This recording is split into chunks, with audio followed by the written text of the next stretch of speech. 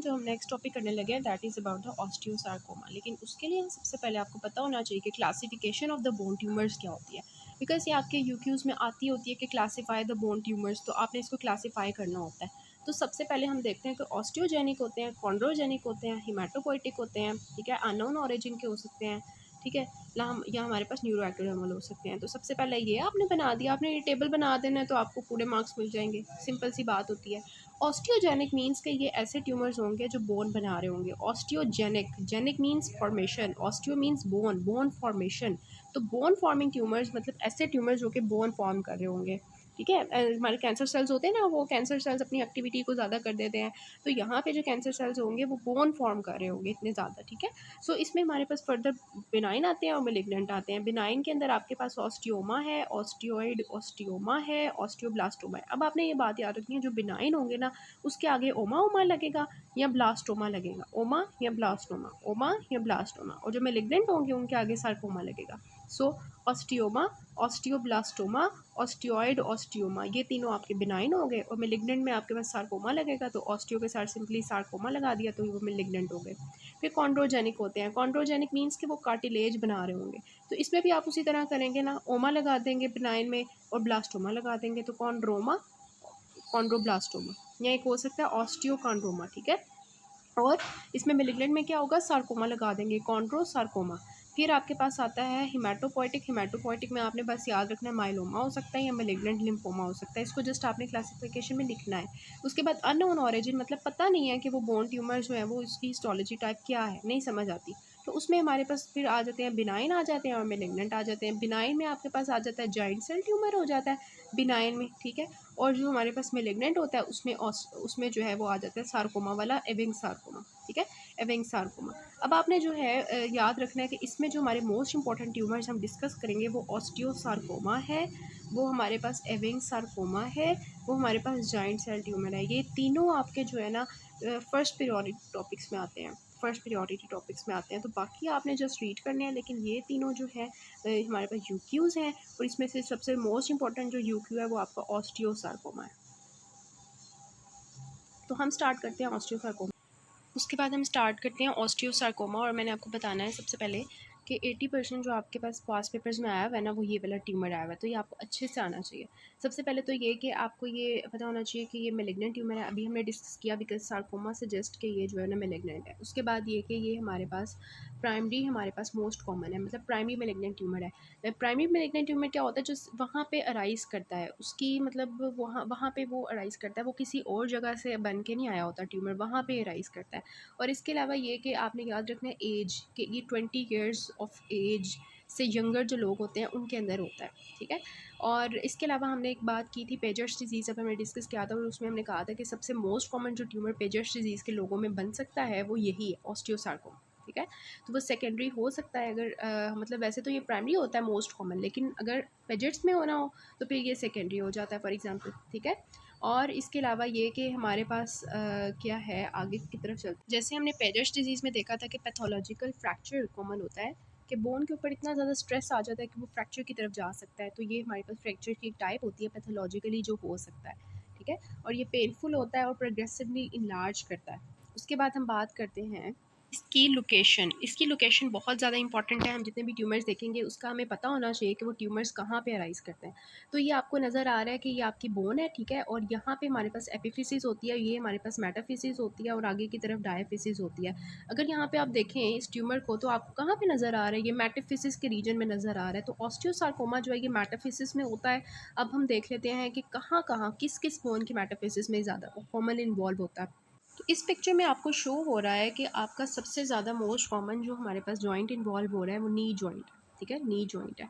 यहाँ पे हमारे पास ये इन्वॉल्व करता है प्रॉक्सिमल फीमर को, ठीक है, और सॉरी डिस्टल फीमर को और प्रॉक्सिमल टीबिया को, नी जॉइंट को ये कॉमनली इन्वॉल्व करता है। और याद रखना है आपने कि यहाँ पे ये 60% केसेस में होता है, ये आपने याद रखना है, ये आपके पास यूक्यू आता है और इसके परसेंटेजेस के साथ हमें लिखना होता है। 60% केसेस में ये हमारे नी जॉइंट को इन्वॉल्व करता है। फिर हमारा आता है ये वाला रीजन, ठीक है, ये वाला हमारे पास हिप जॉइंट का रीजन, तो यहाँ पे इन्वॉल्व करता है, ठीक है। और कितना इन्वॉल्व करता है हमारे पास, ये जो हिप जॉइंट को इन्वॉल्व करता है ये 15% इन्वॉल्व करता है, फिर हमारे पास आता है शोल्डर जॉइंट, यहाँ पे ये जो इन्वॉल्व करता है ये इन्वॉल्व करता है 10%, ठीक है। और उसके बाद आपका जॉ आ जाता है, जॉ में ये होता है 8%, ठीक है 8%। तो इस तरह से आपने याद रखना है 60%, 15%, 10%, 8%, नीचे से ऊपर की तरफ जाना है। Knee joint, hip joint, shoulder joint and the jaw, ठीक है। अब हम देख लेते हैं इसकी मॉर्फोलॉजी, जो कि बहुत ज़्यादा आती है पेपर में और आपको आनी चाहिए। उसमें हम देखते हैं कि सबसे पहले ऑस्टियोसार्कोमा की ग्रॉस में हमें क्या नज़र आएगा, लोकेशन हमने लिखनी होती है, साइज़ लिखना होता है, कलर लिखना होता है, कट सरफेस पे क्या नज़र आता है वो लिखना होता है, ठीक है। इस तरह से अगर आप क्वेश्चन को अटैम्प्ट करेंगे तो इंशाल्लाह you will get full marks, ठीक है। तो इस तरह से आपने लिखना है। लोकेशन में आपने लिखा मेटाफिसिस, मैंने अभी आपको बताया, नी जॉइंट आपको 60%, hip joint 15%, shoulder joint 10%, jaws 8%, ठीक है। उसके बाद साइज़ लिखेंगे कि ये बिग बिग बल्कि ट्यूमर्स होते हैं। अभी मैंने आपको दिखाया कि मेटाफिजिक्स के अंदर कितना बड़ा सा ट्यूमर बना हुआ था और वो बोन को, कार्टिलेज को, स्ट्रोमा को, ब्लड वेसल्स को इन्वॉल्व करता है। फिर आपके आता है कि इसका कलर कैसा होता है, तो आपने याद रखना है इसका कलर ग्रे वाइट कलर का होता है। कट सरफेस पे आप जब देखते हो तो ये ग्रिटी सा आपको नज़र आता है, ठीक है। और यहाँ पे आपको हैमरेज नज़र आती है और सिस्टिक डीजेनरेशन नज़र आती है। ग्रॉस के बाद हम माइक्रोस्कोपिकली देखेंगे। माइक्रोस्कोपिकली जो इसकी मोस्ट इंपॉर्टेंट चीज़ होती है वो ये कि इसमें ना हमारे पास ऑस्टियोइड बनता है, ठीक है। यहाँ पे हमारे पास क्या होता है, देखिए फॉर एग्जांपल ये आपके ट्यूमर सेल्स होते हैं ना, ये आपके ट्यूमर सेल्स हैं, फॉर एग्जांपल ब्लैक कलर के मैं आपको शो कर रही हूँ। ट्यूमर सेल्स के दरमियान में ना ये हमारे पास ये ऑस्टियोइड मैट्रिक्स बना होता है ऐसे, ठीक है। इन बिटवीन सेल्स आपके पास ऑस्टियोइड मैट्रिक्स बना होता है। ये अनमिनरलाइज्ड, मोस्टली आपके पास अनमिनरलाइज्ड होता है।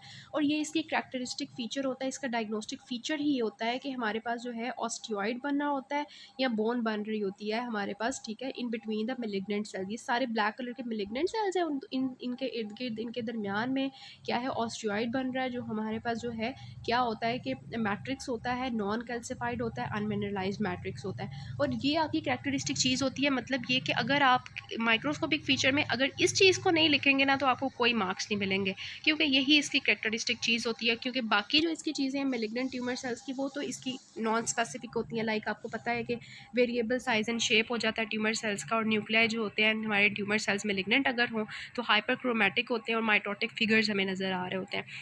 ये जो इसका मैट्रिक्स कॉम्पोनेंट वाला पार्ट है ये आपने लाजमी लिखना है। तो ग्रॉस और माइक्रोस्कोप अगर आपको समझ आ गया है तो इस तरह से आपने क्वेश्चन को अटैम्प्ट करना है, ठीक है। नेक्स्ट हम चलते हैं। इसी पिक्चर को मैंने आपको दिखानी है एक बात, कि ये आपका जो है कॉर्टेक्स वाला रीजन है, ठीक है, ब्लू कलर का जो मैंने हाईलाइट किया, और ये बाहर की तरफ पेरिओस्टियम है। अब जब ये ट्यूमर ग्रो करता है ना तो ये हमारी पेरिओस्टियम को लिफ्ट ऑफ कर लेता है और इसकी वजह से आपके पास जो है एक ट्रायंगुलर सा स्ट्रक्चर बन जाता है, ट्रायंगुलर सा स्ट्रक्चर बन जाता है ऐसे करके, ठीक है। इसको आप कहते हो Codman's triangle, which is formed because of the lifting of the periosteum by the tumour, ठीक है। तो इसको आप कहते हैं कॉडमैन्स ट्रायंगल। और जब आप इसको एक्सरे में देखते हो तो फिर आपको कैसा नज़र आता है, ये आपको इस तरह से नज़र आता है एक्सरे में। ये देखें कि ये वही वाला है, यहाँ पे हमारे पास ये जॉइंट है और ये इसने मेटाफिसिस को इन्वॉल्व किया हुआ है, कॉडमैन्स ट्रायंगल बनाया हुआ है, और हमने एक्सरे में इसको देखा तो ये हमें ऐसे ना सन रेज की तरह नज़र आ रहा है। इसको हम कहते हैं सन बर्स्ट अपीयरेंस, ठीक है। जैसे सन होता है ना ऐसे करके उसकी रेज होती हैं, इसी तरह ये हमारे पास इस तरह से अपेयर होता है, तो इसको हम कहते हैं सन बर्स्ट अपीयरेंस देता है और इसकी कैरेक्टरिस्टिक होती है। ये वही वाली कहानी है जो मैंने अभी आपको बताई कि लिफ्ट ऑफ करता है पेरिओस्टियम को और हमारे पास उसकी वजह से क्या बन जाता है, कॉडमैन्स ट्रायंगल बन जाता है, जो मैंने आपको ट्रायंगल अभी दिखाया है, ठीक है। और उसके बाद मैंने आपको बताना है इसकी पैथोजेनेसिस के बारे में। तो पैथोजेनेसिस इसकी जो होती है, जीन्स इसमें जो इन्वॉल्व होती हैं, क्योंकि ये ट्यूमर है तो आरबी जीन इन्वॉल्व होती है, आपका यूक्यू है। या इसके अलावा आपकी जो जीन इन्वॉल्व होती है वो TP53 होती है, और CDKN2A जीन होती है, और MDM2 CDK4, ये सारी जीन्स के आपने नाम याद रख लेने हैं। RB, TP53, CDKN2A, और हमारे पास MDM2 और CDK4, ठीक है। मॉर्फोलॉजी इसकी मैंने आपको बता दी है, बाकी इसका क्लिनिकल कोर्स देख लेते हैं कि हम इसको कीमोथेरेपी से हम इसको जो है वो जो है उसके थ्रू करते हैं, सर्जरी वगैरह के थ्रू इसको जो है ना ट्रीट कर लेते हैं। This is all about the osteosarcoma. बल्कि इसमें ना अभी एक कुछ चीज़ रहती है, मैंने आपको बताना है लाजमी। और वो जो इम्पोर्टेंट चीज़ है वो ये कि इसकी जो है ना क्या क्या मतलब सब टाइप्स हो सकती हैं। या तो ये हमारे जो है ना सब मतलब पेरिओस्टियम तक होता है या कॉर्टेक्स तक होता है, ये मिडल्ला में भी जा सकता है, मतलब यहाँ से स्प्रेड करेगा, मिडल्ला में जाएगा और वहाँ से ये दूसरे एरियाज़ ऑफ द बॉडी में जाता है, ठीक है। लेकिन इसमें ना हमारे पास हिस्टोलॉजिकल सब टाइप्स का जो है ना एक आता है यूक्यू, ठीक है। उसमें आपने इसकी हिस्टोलॉजिकल सब टाइप्स लिखनी होती हैं और वो आपने लाजमी कर लेनी है। वो ये कि ये या तो बोन फॉर्म कर सकता है तो इसको हम ऑस्टियोब्लास्टिक कहते हैं, ठीक है, ऑस्टियोब्लास्टिक हो गया। उसके बाद ठीक है, ये मैंने लिख दिया है यहाँ पे। देखें, सबसे पहले हमारे पास है ऑस्टियोब्लास्टिक। ठीक है, या तो ये बोन फॉर्मेशन कर रहा होता है, या ये कार्टिलेज फॉर्म कर रहा होता है, या फाइबर्स बना रहा होता है। ठीक है, अगर तो ये बोन फॉर्म कर रहा है तो उसको ऑस्टियोब्लास्टिक कहते हैं। अगर कार्टिलेज फॉर्म कर रहा है तो कॉन्ड्रोब्लास्टिक है। अगर फाइबर्स बना रहा है तो फाइब्रोब्लास्टिक है। अगर ब्लड वेजल्स बना रहा है तो टीलेंजिएक्टिक है। अगर तो छोटे छोटे सेल्स बना रहा है तो स्मॉल सेल।